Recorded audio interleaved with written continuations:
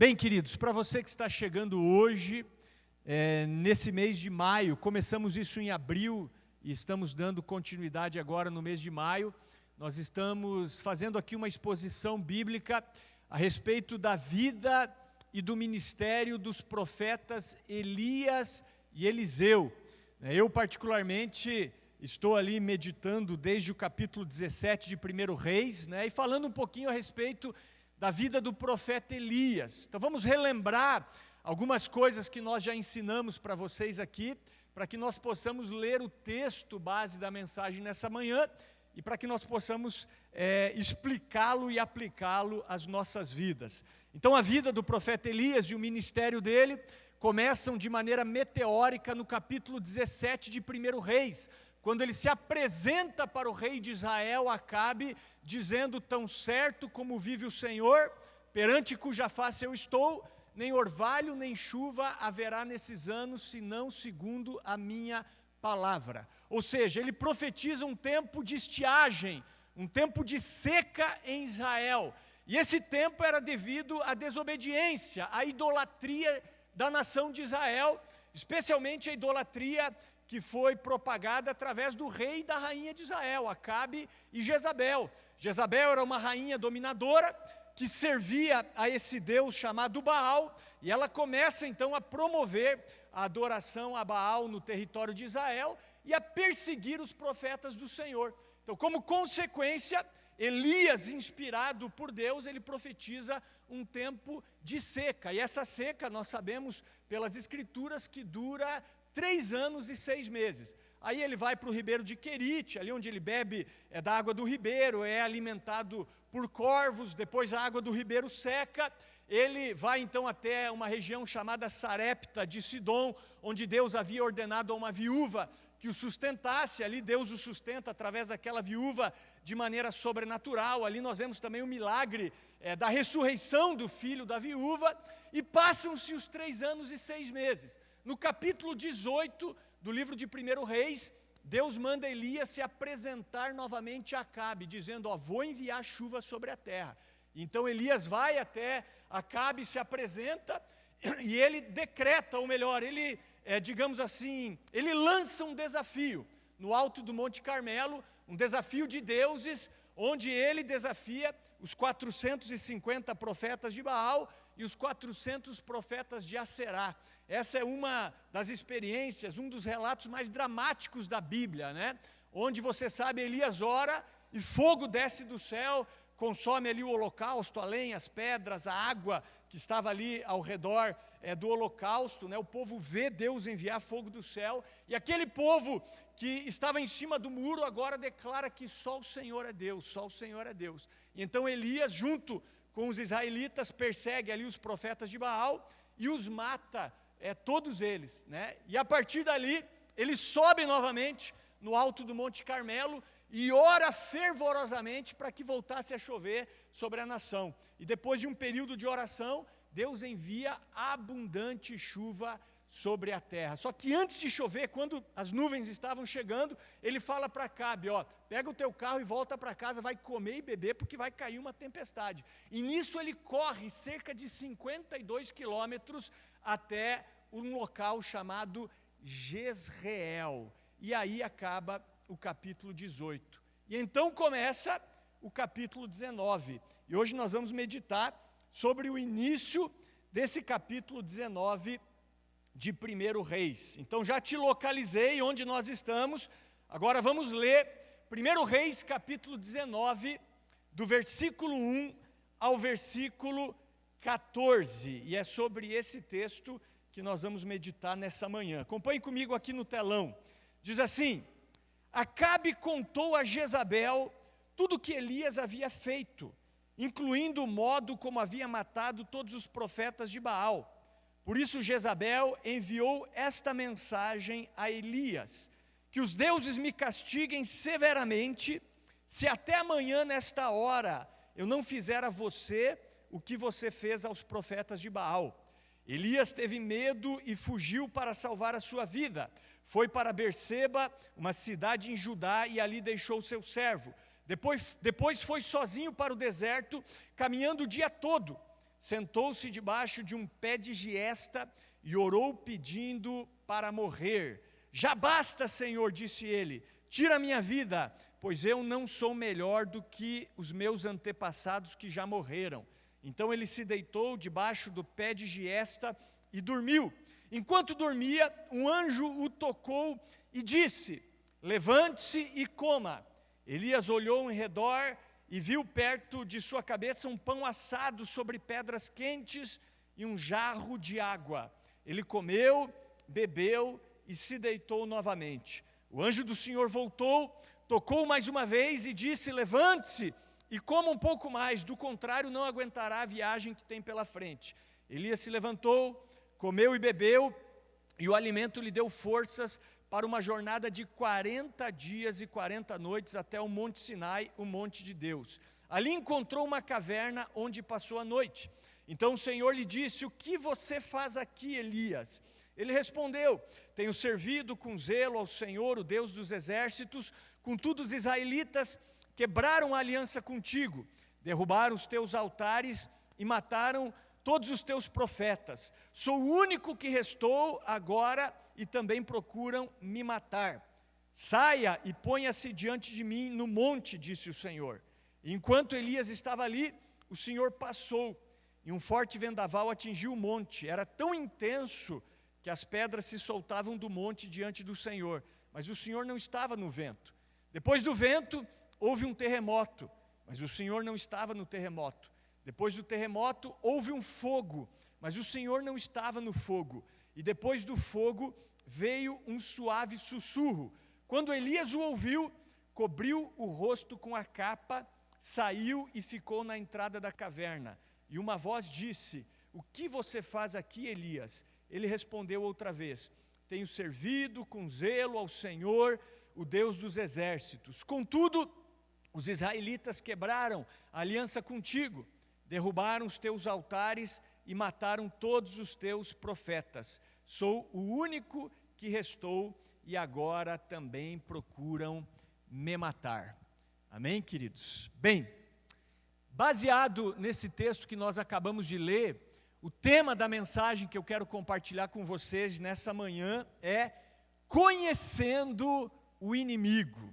Amém? Então nós vamos estudar e meditar hoje sobre algumas artimanhas de Satanás para nos derrubar. Então nós vamos ver que o diabo ele tem algumas estratégias para nos derrubar, e o que é legal é que o diabo é previsível. E se você conhecer as estratégias do diabo, você pode se preparar melhor para enfrentá-lo na batalha espiritual em que nós vivemos. Eu quero começar essa mensagem contando aqui alguns pontos de um artigo que foi escrito por um general do exército americano chamado Douglas MacArthur. Ele foi o líder das forças americanas na Ásia durante a Segunda Guerra. E o artigo dele era intitulado Pré-requisitos para o sucesso militar. E ele trazia 4 pré-requisitos para que um exército tivesse sucesso numa batalha contra o inimigo. O primeiro pré-requisito ele chamava de um moral. Então ele dizia, o exército precisa ter moral. O que seria a moral? Era aquele sentimento de unidade, um desejo de vencer, de saber que valia a pena morrer pela causa em questão. Então isso ele chamava de um moral. O segundo pré-requisito era a força. Então ele dizia que o soldado deveria estar preparado e bem equipado para realizar o seu trabalho. Ou seja, o soldado, ele precisava de força física, ele precisava de preparo físico. Era importante isso para que o exército vencesse a guerra. O terceiro pré-requisito, ele chamava de uma boa fonte de suprimentos, ou seja, as linhas de abastecimento de emergência deveriam estar sempre desimpedidas para garantir que os soldados que se achavam nas linhas de frente recebessem tudo o que precisavam para vencer. Ou seja, os soldados que estavam na linha de frente, eles precisavam ser supridos. Eles precisavam de munição, eles precisavam daquilo que fosse necessário para vencer a batalha. E o quarto pré-requisito, E esse quarto pré-requisito foi o que ele dedicou mais tempo escrevendo, foi o seguinte: conhecer o inimigo. Então, primeiro, moral; segundo, força; terceiro, uma boa fonte de suprimentos; e quarto, conhecer o inimigo. Esse general, ele dizia que conhecer o inimigo era o mais importante para que você pudesse vencê-lo. Ele diz assim: quanto melhor você conhece o inimigo, maior é a possibilidade de vitória. E nós vemos isso na Bíblia. Por exemplo, Josué, que foi o sucessor de Moisés, que foi o líder do povo de Israel na conquista da terra prometida. Você, quando vai ler o livro ali de Josué, você vê que a primeira cidade que eles enfrentaram foi a cidade de Jericó. Mas antes de invadir Jericó, Josué manda 2 espias, 2 espiões para entrarem na cidade, como se eles fossem, sei lá, viajantes, turistas, para conhecer a cidade, para conhecer o inimigo, para ver os pontos fortes e os pontos fracos da cidade e trazerem um relatório para Josué. Então, conhecer o inimigo é um dos maiores segredos para que nós possamos vencer a batalha espiritual, é conhecer o inimigo. Isso hoje, em qualquer área é praticado, né? Hoje, devido aí à tecnologia, às mídias sociais, enfim, vamos pensar numa equipe esportiva que vai jogar contra um adversário. Geralmente, essa equipe que vai jogar contra o adversário estuda o adversário, né? Analisa o adversário, assiste jogos do adversário, né, antes de jogar contra ele, para que possa identificar os pontos fortes, os pontos fracos, e para que possa, às vezes, armar a sua estratégia de jogo baseado no modelo de jogo do adversário. Vocês entendem? Então, isso é usado não só na área militar, em qualquer área.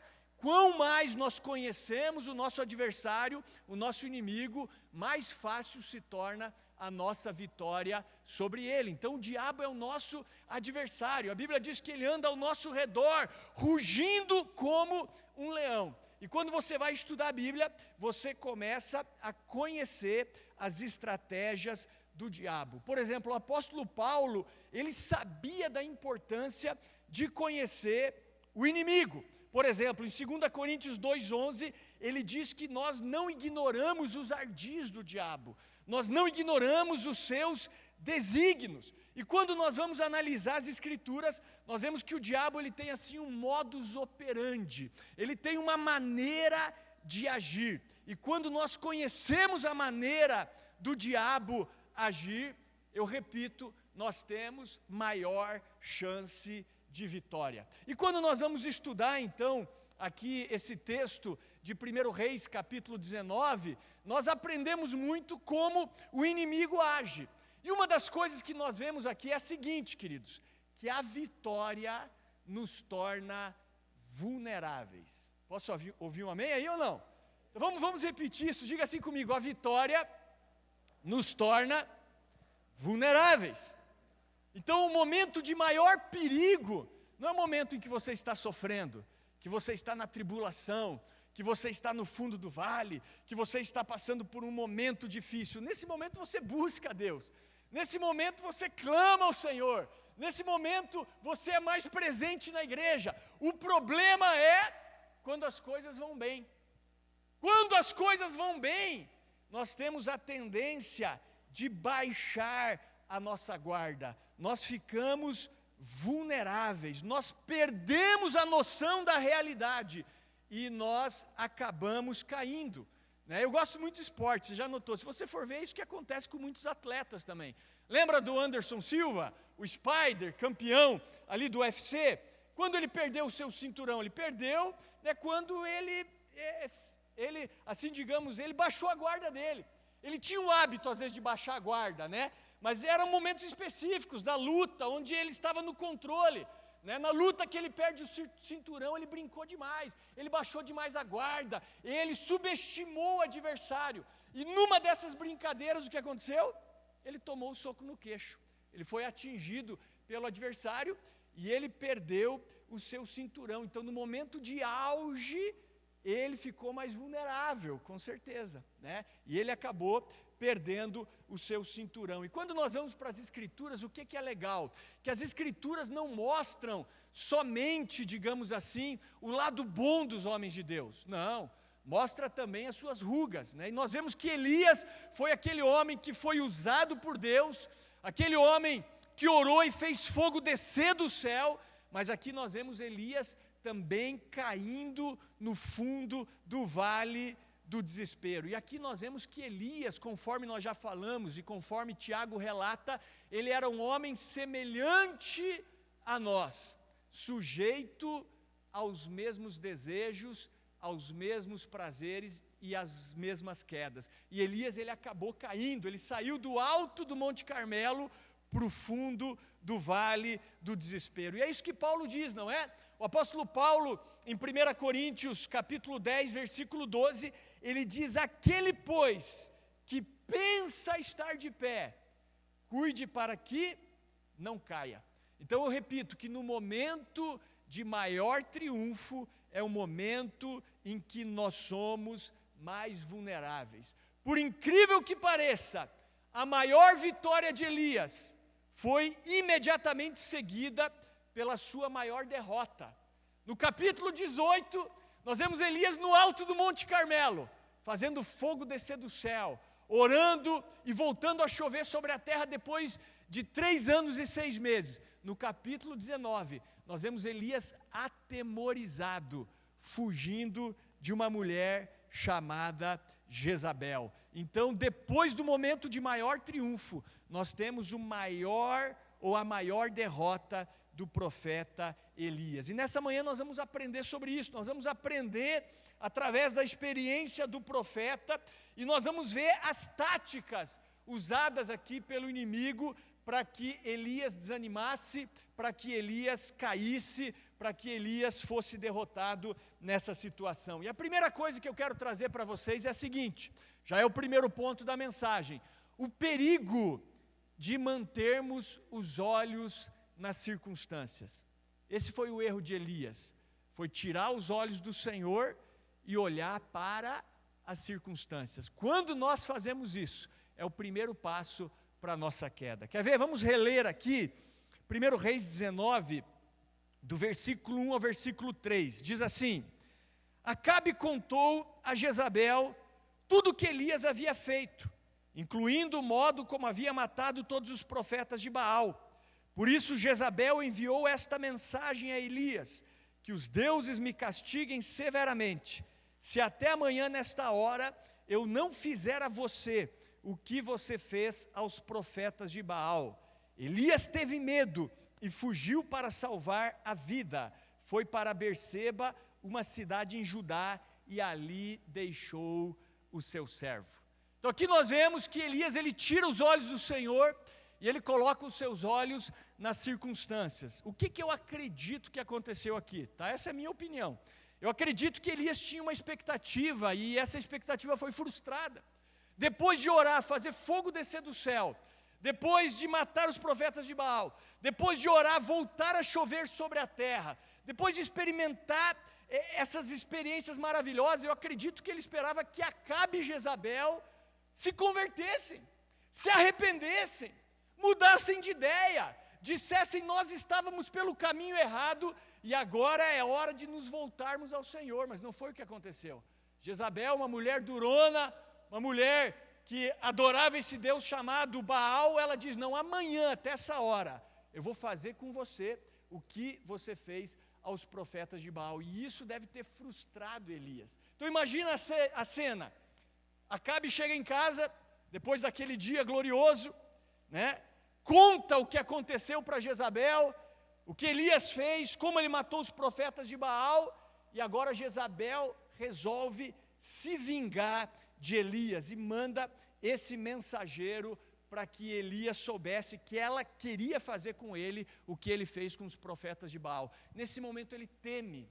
Nesse momento, ao invés de ele fazer o que ele estava habituado, respirar, ir para o Senhor, orar, não tomar nenhuma atitude precipitada, ele teme e, baseado no medo, ele foge, ele sai do centro da vontade de Deus. Por quê? Porque ele passa a olhar para a circunstância, ele tira os seus olhos do Senhor. É como você olhar num binóculo do lado contrário, você sabe, né? Você já deve ter feito isso. Quando você está olhando num binóculo, o binóculo faz com que a imagem que está longe se aproxime. Se você inverter a lente do binóculo, aquilo que está perto, na verdade, fica longe, não é assim?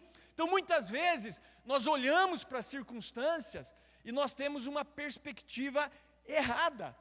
A visão de Elias aqui acabou ficando distorcida, por quê? Porque ele acabou focando nas circunstâncias e tirou os seus olhos do Senhor. É como aquela passagem, né, onde Jesus andou sobre as águas, né? A gente pode trazer para esse contexto também.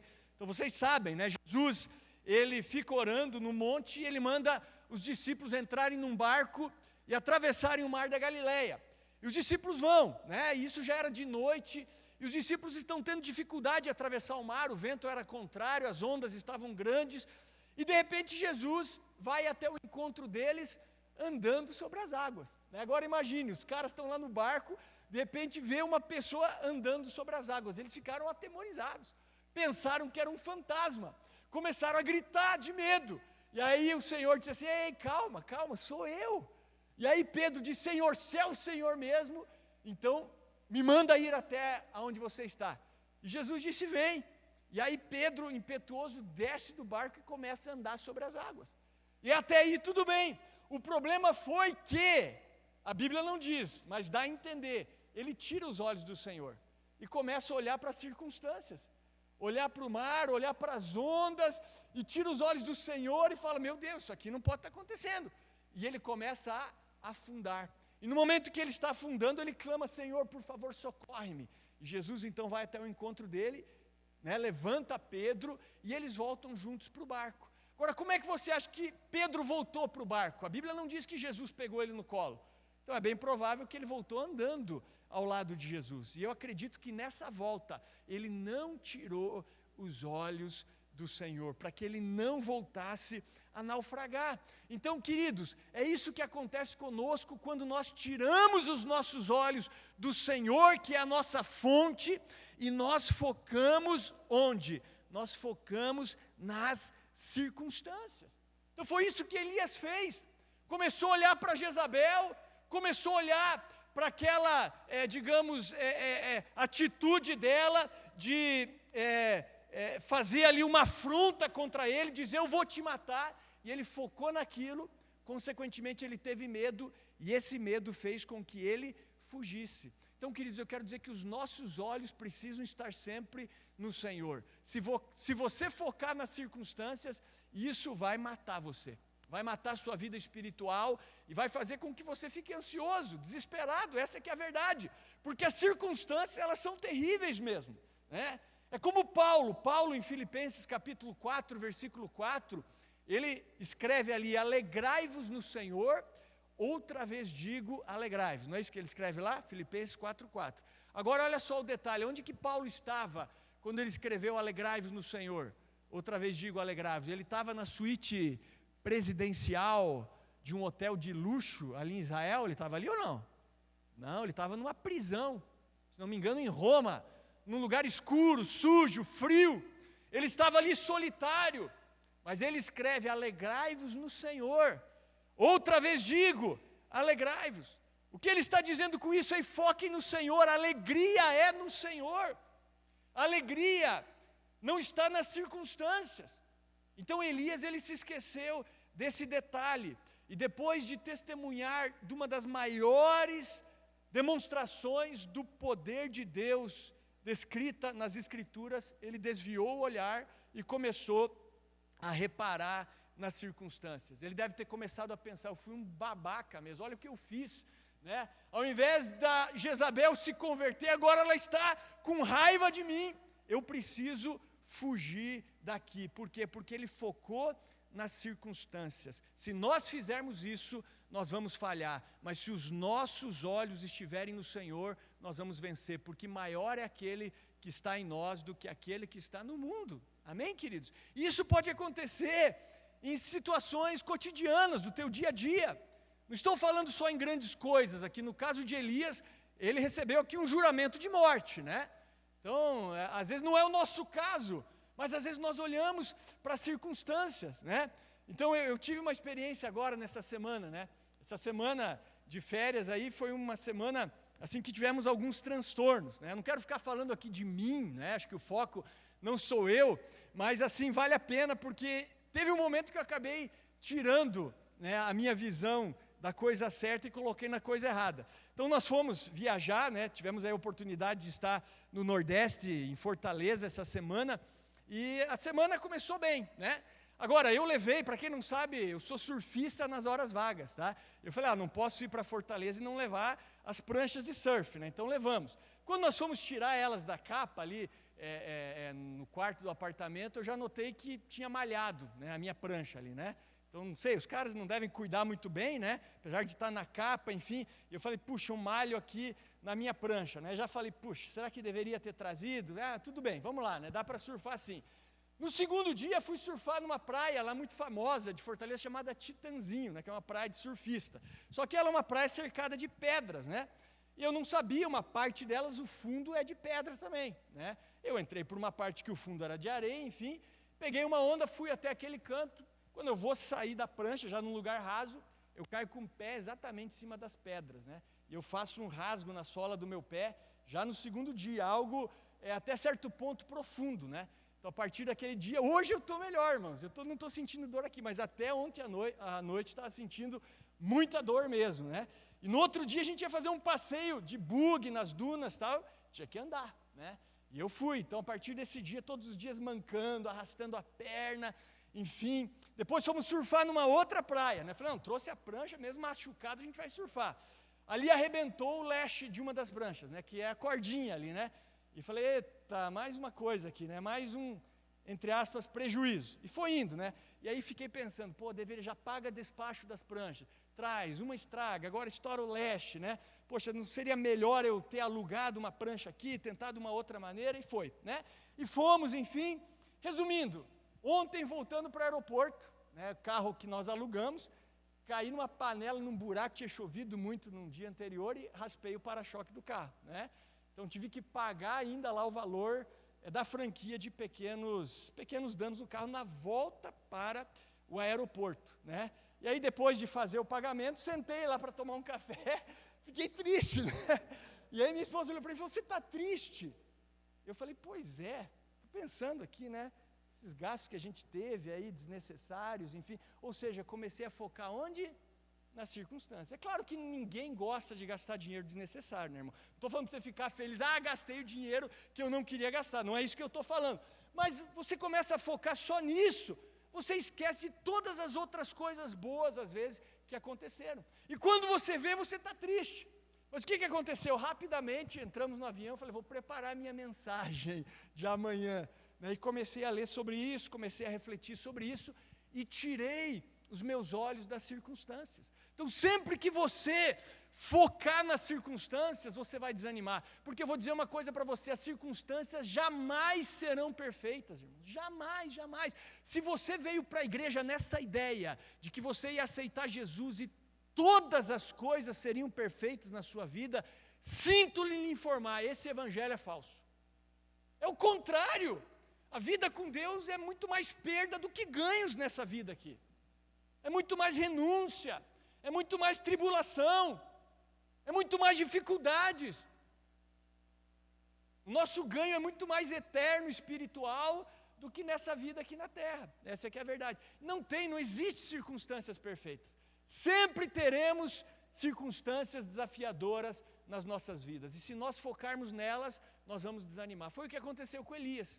Elias, ao invés de ir para o Senhor, olhar para o Senhor, pediu uma direção do que fazer, Elias olhou para a ameaça de Jezabel, sentiu medo e fugiu de Jezabel, saindo do centro da vontade de Deus. Então aqui foi uma queda.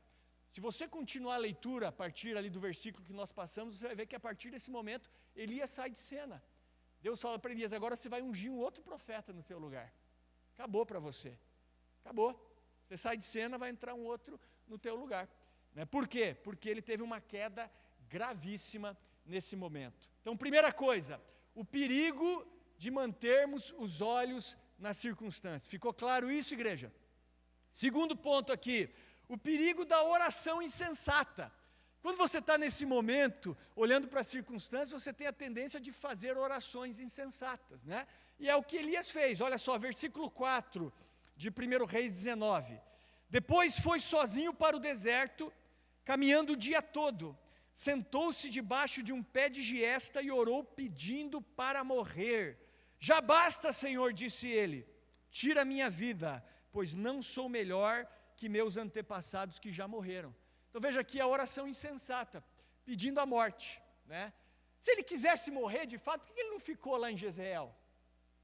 Por que ele não foi para o palácio de Acabe? Jezabel ia cortar o pescoço dele, irmão, né? Então no fundo ele não queria morrer, né? Ele fugiu para não morrer, essa que é a verdade, né? Mas aqui ele ora pedindo a morte. Então nós vemos aqui o perigo da oração insensata. Então nós vemos aqui Elias saindo de um momento de glória, de um momento de vitória, e agora em outro momento ele está pedindo a morte. Então, queridos, trazendo isso para a nossa vida, nós temos que cuidar com as nossas orações, porque nesses momentos, quando nós estamos olhando para as circunstâncias, quando nós estamos ansiosos, quando nós estamos desesperados, nós acabamos fazendo orações que seguem esse mesmo caminho, né? Tipo assim, o casal briga, né? Aí o cara começa já a pensar, né, em ficar viúvo, por exemplo, né? Ô Senhor, por que você me deu essa mulher, né? Leva ela, esse tipo de coisa, assim. Já não aconteceu aqui com alguém aqui ou não? Né? Então, às vezes, você está num momento ruim, foca na circunstância, e você acaba fazendo uma oração insensata, irmão. Cuide com isso, estou dando aqui só um exemplo, né? Ou você está desanimado com o seu trabalho, e você ora ali para que aconteça alguma coisa, ou você está, sei lá, desanimado com o teu ministério, e você começa a focar nisso, e começa a fazer orações insensatas. Esse é o perigo, porque nós começamos a olhar para as circunstâncias, e ter uma imagem distorcida daquilo que está acontecendo. Então, queridos, o que a Bíblia diz? Agrada-te do Senhor, e Ele satisfará os desejos do seu coração. Agora, quando Ele diz que vai satisfazer os desejos do seu coração, não é os seus desejos pessoais. Quando você se agrada do Senhor, você vai alinhando a sua vontade com a vontade do Senhor, e aí Ele vai satisfazer as vontades dEle para você. É isso que Ele está dizendo, porque aí você vai estar alinhado com a vontade do Senhor, e é isso que nós devemos fazer. Senhor, faça-se a tua vontade e não a minha vontade. Então, mesmo que fosse a vontade de Deus que Elias morresse nas mãos de Jezabel, ele deveria ficar ali. Talvez fosse essa a vontade de Deus, de que ele morresse, de que ele fosse um mártir, não sei. Mas se essa fosse a vontade de Deus, é preferível morrer na vontade de Deus do que sair do centro da vontade de Deus. Mas graças a Deus o Senhor, Ele é misericordioso, Ele é paciente, Ele não ouve muitas vezes, ou, né, nem sempre ou nunca, né, essas nossas orações insensatas, e graças a Deus por isso, né, porque muitas das respostas do Senhor para as nossas orações é não, eu não vou fazer isso que você está me pedindo. Então esse foi o segundo erro de Elias, foi ele fazer uma oração insensata. E geralmente quando você tira os olhos do Senhor e foca nas circunstâncias, você vai começar a fazer esse tipo de oração insensata. Então esse é o segundo ponto da mensagem. O terceiro ponto da mensagem é o perigo de nós negligenciarmos as nossas necessidades básicas. Então olha só, versículos 5 e 6, vamos continuar aqui, diz assim: então ele se deitou debaixo do pé de giesta e dormiu. Enquanto dormia, um anjo o tocou e disse: levante-se e coma. Elias olhou ao redor e viu perto de sua cabeça um pão assado sobre pedras quentes e um jarro de água. Ele comeu, bebeu e se deitou novamente. Então aqui, queridos, Elias, ele tinha caminhado cerca de 200 quilômetros, mais ou menos isso, porque ele saiu do Monte Carmelo, correu até Jezreel, isso dava mais ou menos 52 quilômetros, aí ele recebe essa palavra aí do mensageiro de Jezabel, e ele foge até Berseba. Berseba é em torno de 190 quilômetros, mais ou menos, de Jezreel. Então aqui ele já andou mais de 200 quilômetros. Ele estava exausto, ele estava cansado. E é nesse momento também que ele faz essa oração insensata. E veja que ele dorme tão profundamente que o anjo tem que despertar ele. E aí ele come, dorme de novo.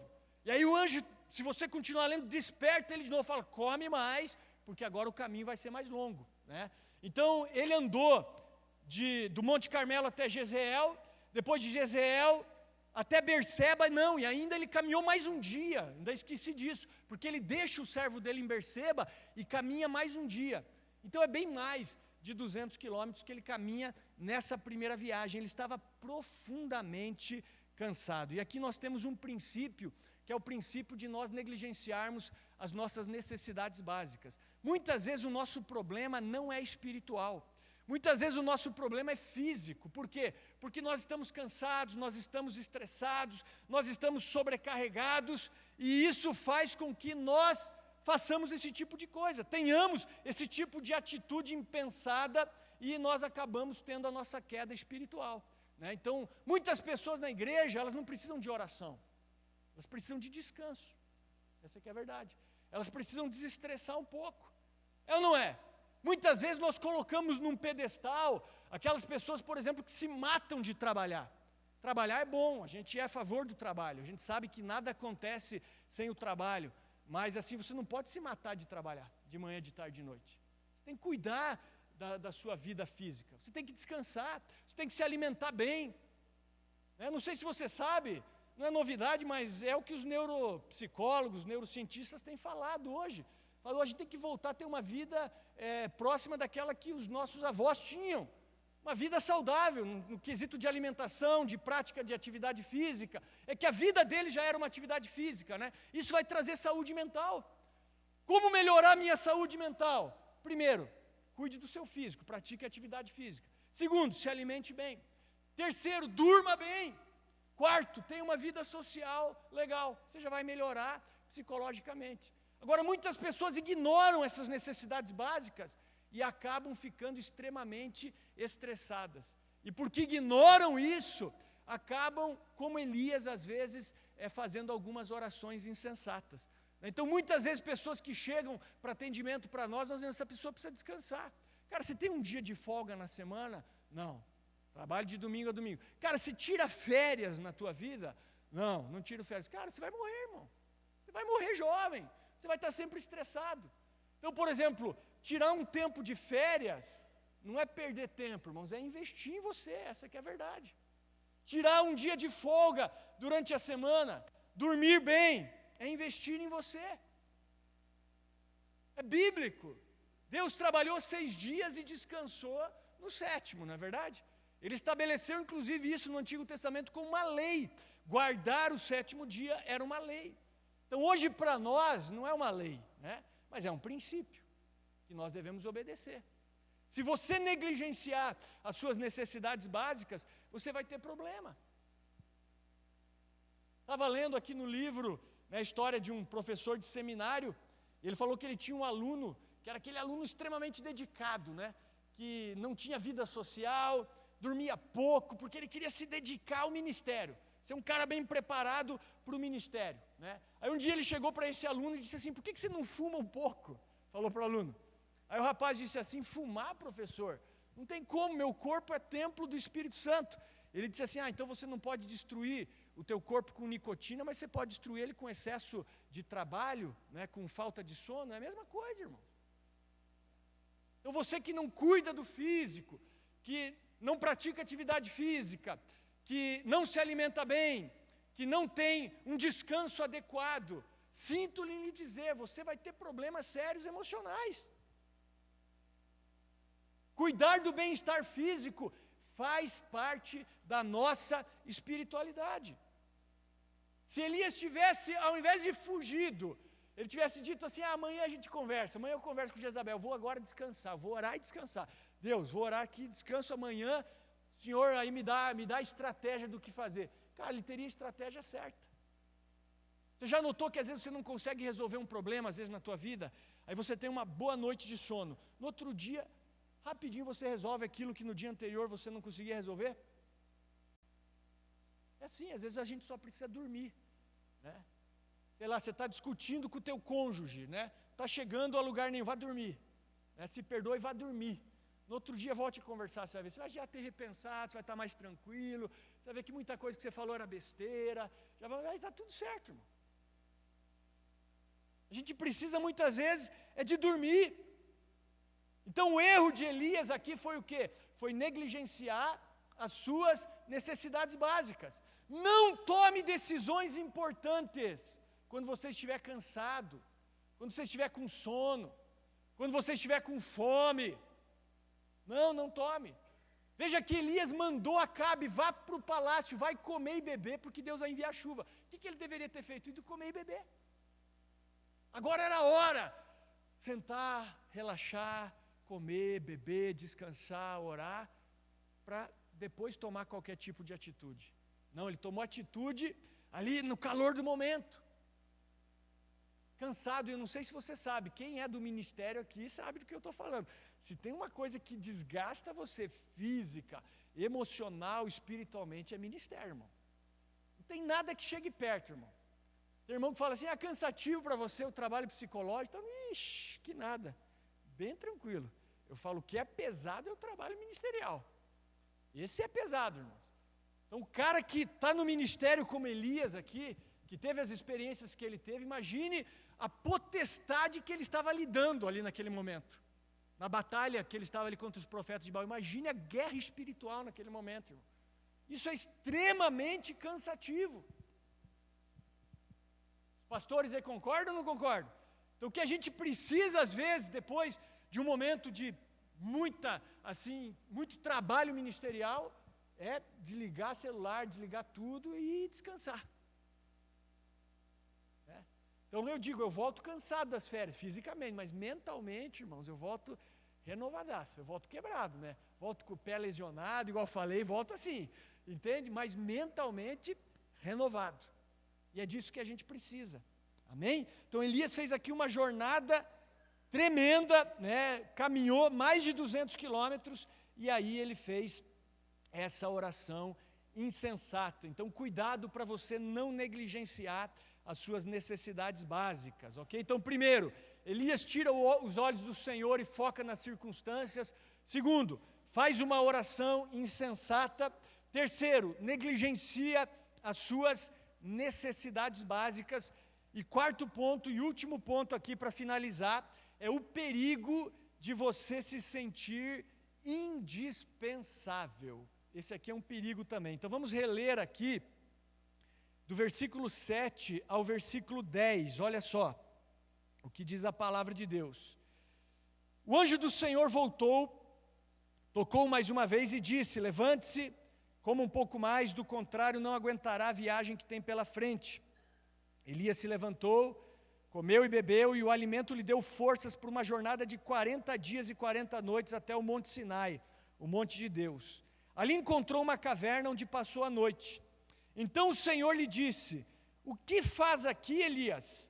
Ele respondeu, tenho servido com zelo ao Senhor, o Deus dos exércitos, contudo os israelitas quebraram a aliança contigo, derrubaram os teus altares e mataram todos os teus profetas. Sou o único que restou agora, e agora também procuram me matar. Isso se repete no versículo 14, essa mesma palavra de Elias ao Senhor. Então aqui é o perigo de você se sentir indispensável.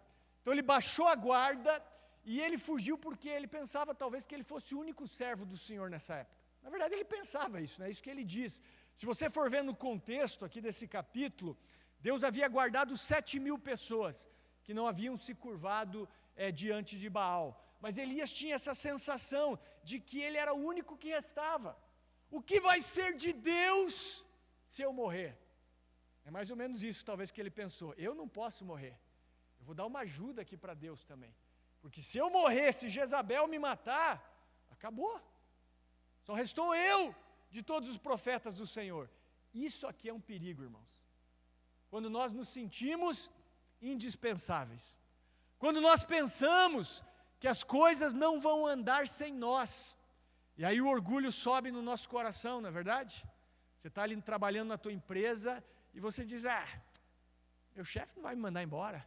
O que seria dele, dessa empresa, sem a minha presença aqui? Eu sou o cara, entendeu? Ele depende de mim. Mal sabe você que se você sair, você vai ser substituído, às vezes, por qualquer outra pessoa, melhor do que você, inclusive. É assim que funciona, irmão. Então seja humilde sempre. Trabalhe sempre como se o Senhor estivesse te supervisionando. Na igreja é a mesma coisa, irmão, né? Às vezes eu ouço irmãos da igreja falando, eu sei que eu vou sair, a igreja vai continuar. Eu falo, exatamente. Não que as pessoas não sejam importantes na igreja. A igreja é feita por pessoas, irmãos. Essa que é a verdade. Você é muito importante. Todos nós somos importantes. O problema é que às vezes a gente deixa o orgulho subir no nosso coração. E a gente pensa, o que vai ser dessa igreja sem mim, né? O que vai ser desse pastor sem mim? O que vai ser dessas ovelhas sem mim? Não, irmão. A igreja vai continuar. Se você se sentir indispensável, talvez é o primeiro passo para você ser removido dessa situação que você se encontra. Então tem muita gente que deixa, subir na cabeça, se achar como Elias aqui, a última bolacha do pacote. Então tem muitos ministérios que começam maravilhosos e depois de um tempo são enterrados, né? Por quê? Porque essa pessoa achou que aquilo dependia dela e não dependia do Senhor. Isso acontece de uma maneira muito frequente. Então, trazendo para a nossa vida, irmãos, não pense que você é uma pessoa indispensável em qualquer circunstância da sua vida, né? O que vai ser, sei lá, dessas pessoas da minha família sem mim? Vai continuar, de alguma maneira vai continuar, né? Se você negligenciar a tua família, pode ter certeza, alguém vai assumir ali o teu lugar nessa casa. Então, queridos, nós não podemos ter esse sentimento, né? E veja aqui que Elias estava ali na caverna e Deus fala com ele, né? Deus primeiro vem num vento, chega a derrubar penhas e Deus não estava no vento, depois num terremoto, Deus não estava no terremoto, depois fogo, Deus não estava no fogo, e então vem uma brisa suave, e ali Elias então vai até a entrada da caverna, cobre o rosto e Deus fala com ele. Então muitas vezes Deus vai falar conosco dessa maneira singela, dessa maneira simples, de uma maneira muitas vezes inesperada, né? E era isso que Deus queria ter com Elias. Ao invés de fugir, Elias deveria ter ido para a presença de Deus. Agora o que nós vemos aqui é que Elias, ele se sentia indispensável, e esse é um perigo para nós. Eu quero dizer para vocês que ninguém é indispensável para Deus. Posso ouvir um amém? Então, o diabo ele continua agindo dessa maneira. Primeira coisa, cuidado, para você não tirar os olhos do Senhor e focar nas circunstâncias. Esse primeiro ponto aqui é muito comum nós fazermos isso, né? Nós olharmos para os problemas, para as circunstâncias. Segunda coisa, cuidado com a oração insensata. Terceira coisa, cuidado para você não negligenciar as suas necessidades básicas. Isso vai afetar diretamente a sua vida emocional e a sua vida espiritual. Em quarto lugar, cuidado para que você não tenha esse sentimento de se achar, de se considerar uma pessoa indispensável para Deus. Deus, na verdade, não precisa de nenhum de nós, essa que é a verdade, né? Pela sua misericórdia, Ele nos faz participantes do seu ministério, da sua igreja, da sua natureza, por nos amar, mas não que Ele precise de nós, né? Quem precisa dEle somos nós, e é esse o sentimento que deve estar sempre no nosso coração. Amém, queridos? Quero convidar você a ficar de pé.